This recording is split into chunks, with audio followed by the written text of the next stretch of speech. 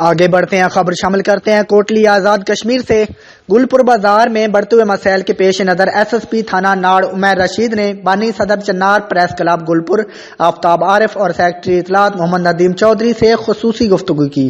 ان کا کہنا تھا کہ مسائل کے حل کے لیے انجمن تاجران اور میڈیا کو چاہیے کہ پولیس کے ساتھ تعاون کرے۔ اس حوالے سے مزید رپورٹ کر رہے ہیں محمد ندیم چودھری۔